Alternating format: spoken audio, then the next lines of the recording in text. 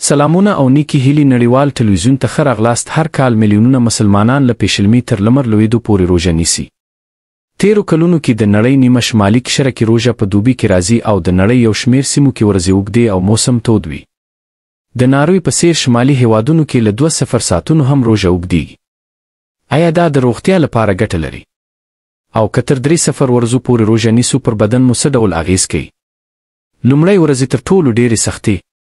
له تخنیکي پلوه له پیشلمي 8 ساعته وروسته پورې بدن په عادي حالت کې وي، ځکه دا هغه وخت چې ماده کې پروت خوراک په بشپړه توګه هضمېږي. له دې وروسته د انسان بدن په ځیګر او عضلاتو کې د زیرمه شوي ګلوکوز استعمال پیلوي. کله چې دا هم ختمیږي، بیا جسم د وازدې له ویلې کېدو ترلاسه شوي ګلوکوز استعمالوي. خوراک په توګه په جسم کې د زیرمه شوي وازدې استعمال له کبله د انسان وزن کمیږي، بدن کې د کولیسټرول کچه ټیټه شي او د شکرې یا ذیابیطس خطر له منځه ځي. خو دې سره په بدن کې د شکرې مقدار کمیدو له کبله انسان کمزوري او ستړیا محسوسوي. د سر ګرځېدل، سردرد، خوا ګرځېدل او یا د ساه بدبوی هم ورسره مله کېدی شي. دا هغه وخت وي چې سخته لوږه محسوسیږي. له 3 ته راووځي. د اوبو کمښت. کله چې بدن له روژې سره عادي شي، نو د وازدې له ویلې کولو ګلوکوز چمتو کوي او له همدې کبله باید له روژه ماتې وروسته ډېرې اوبه وڅښل شي، ځکه د روژې په حالت کې د خولې تویېدو له کبله په جسم کې د اوبو کمښت یا ډیهایډریشن هم کېدی شي. دغسې حالت کې باید په خوراک کې توانایي لرونکي یا غوړ خواړه شامل شي. د دې ترڅنګ په خوړو کې د غوښې، مالګې او اوبو مناسب مقدار هم اړین دي. له 8 تر 15 ورځې عادت.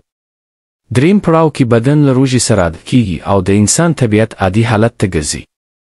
د کیمبرج پوهنتون انستیزیا او انټنسیو کیر څانګې ډاکټر رزین معروف وایي، له دې پرته نورې ګټې هم شته. لومړی 100 ورځې تر ټولو ډېره لوږه محسوسیږي. عادي ورځو کې موږ له اړتیا ډېرې کالوري کاروو چې له کبله یې بدن د خپل ځان ترمیم په څېر نورو چارو ته فرصت نه مومي. روژه کې دغه مسئله حل شي او د بدن پام نورو فعالیتونو ته اوړي او له دې کبله روژه له بدن سره په بیا رغېدنه او میکروبونو سره مبارزه کې مرسته نه کوي. له 1 تر 3 ورځې. د روژې په وروستیو ورځو کې بدن په بشپړه توګه د لوږې له حالت سره همغږي کېږي.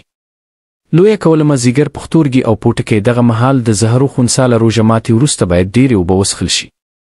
ډاکټر معروف وایي، دغه مهال د غړو فعالیت په ټول زور سره ترسره کېږي، د یاداشت او تمرکز قوت ډېر شي او بدن کې زیاته انرژي راټوله شي.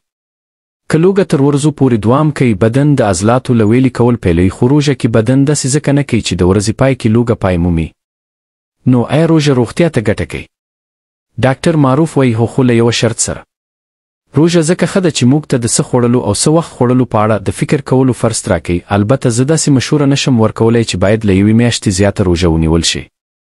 د وزن کمولو لپاره پرلپسې روژه نیول ځکه ښه نه دي چې بالاخره وږي بدن له وازدې نه د انرژي ترلاسه کولو لپاره د عضلاتو ویلې کولو ته متوجه کېږي. ماهرین د روژه ماتې په خوړو کې توانایي لرونکي خواړه شاملول ګټور بولي. دا د روغتیا لپاره ښه چاره نه ده او معنی دا ده چې بدن مو د پرلپسې لوږې حالت ته ځي. ډاکټر معروف زیاتوي، که په سمه توګه روژې ونیول شي،